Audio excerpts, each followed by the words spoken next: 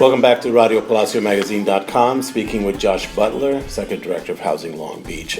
We just finished talking about the proactive inspection program, but your organization actually has been pushing something that is stronger, am I correct, than the inspection program, and it's called Rental Escrow Account Program. Can you talk a little bit about what that is and how that's different than the inspection program? Sure. REAP, as it's known, is something that has teeth. It's something that's designed to go after the worst of the worst slumlords. The fact that there's so many landlords who come out and who are just outright opposed to it is of concern to me, because it seems like it would capture, according to the city, that would capture a very small percentage of landlords. So the idea is to go after the worst of the worst, the ones with the highest numbers of violations who just can't come into compliance, that those tenants who are living in those conditions would pay their rent into an account program that is held by the city until the landlord is able to fix the problems and have the building cleared from REAP. So currently, if I own an apartment building and I get through the proactive program, I've got to make some repairs. Is there a deadline for when I have to make those repairs? I mean, how do they know that I've made the repairs? Sure. And in the meantime, the tenant is still paying rent. Correct. The tenant's required to pay rent during this time period under the current program. If the city had a REAP program, there would be numerous warnings given to the landlord before they would be placed into the REAP program. So there would be ample opportunity, certainly reasonable opportunity, to make any required repairs before being placed into this. I think there's a lot of landlords who they don't care until they start losing money. They have a business based on disinvestment in many cases.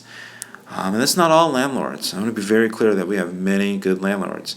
My landlord seems to be a good landlord and does what they need to do.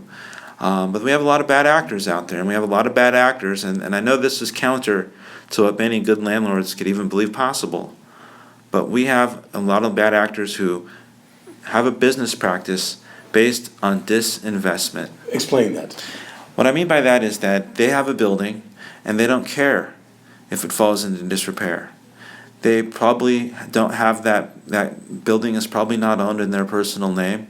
They've probably opened a limited liability corporation.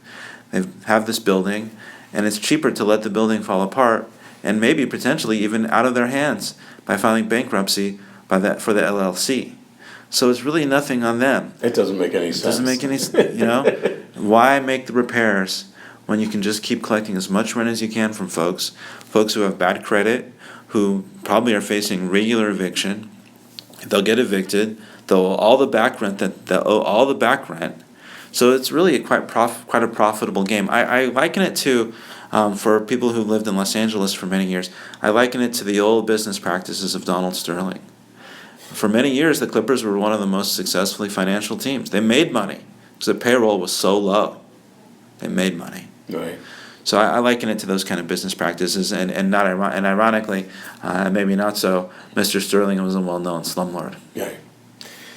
So talk a little bit more about the mechanics of REAP in terms of how it would work, and why hasn't it been adopted by the city? Sure. If the city comes out and after numerous warnings are issued and the landlord, or the slumlord in this case, refuses to make the repairs, then the city would say that the rent will now be put into a rent escrow account program. If and when the building is cleared, the landlord can then collect, I'm not sure, I think it's a very large percentage of the rent. I believe there is a holding fee for the cost to the city to operate the program. So, the idea is to give some teeth and not have to go down that road, to give the ample warnings and let the landlord make the repairs on their own, and not have to play the game and open up the REAP account. Right. But it seems like, unfortunately, in cases it's necessary.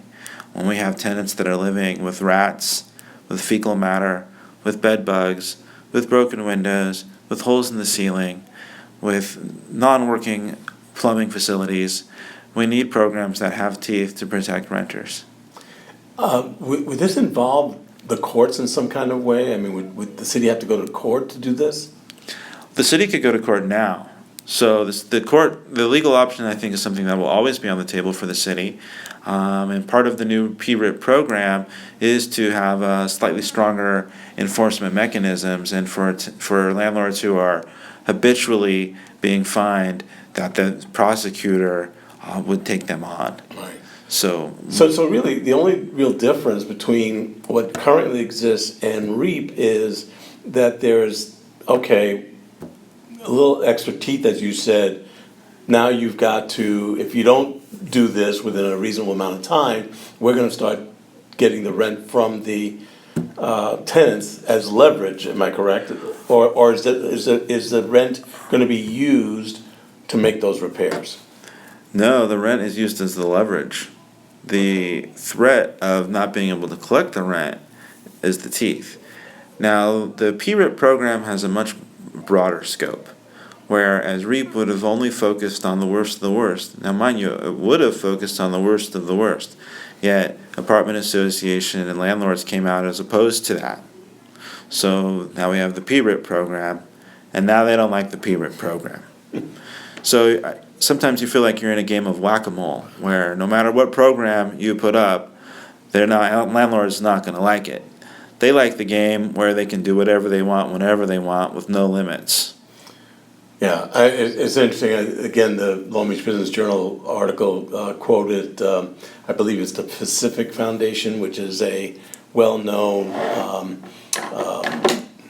let's just say, conservative group that goes after policies and laws that they feel are, too restrictive and impactful on their constituencies.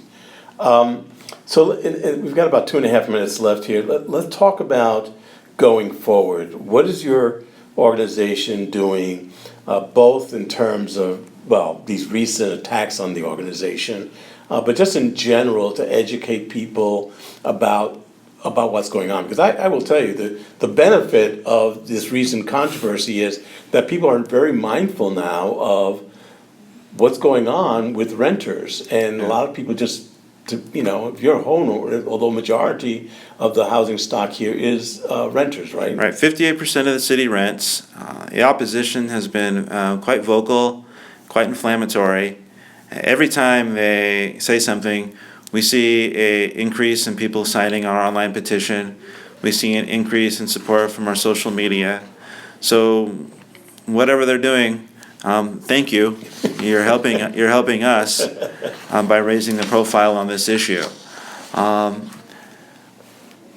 It's not surprising because we've seen these tactics in other cities. So we were aware that they were going to come out, and they were going to come out strong against anything. Long Beach is perhaps the largest city of renters along the entire West Coast that has no renter protections. Seattle has just cause eviction. Portland's talking about just cause eviction because they're facing a huge rental crisis themselves. We've already mentioned the Bay Area cities, and there are more.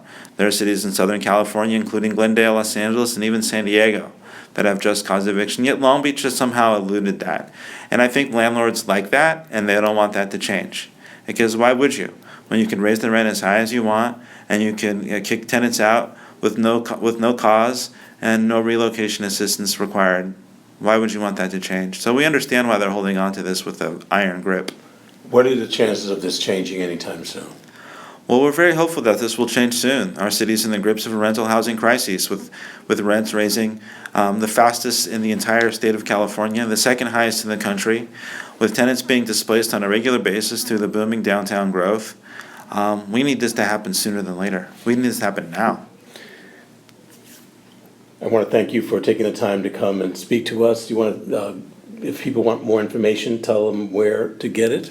They can go to our website, housinglb.org. They can also follow us on Facebook and Twitter, where we try to get our message out as much as we can through the grassroots means of social media. And telephone number? 562-754-6645. That'll get you a direct line to a person. Great, and I want to thank you again for taking the time to speak with RadioPalaciomagazine.com. Josh Butler, Executive Director of Housing Long Beach. All right, thank you very much.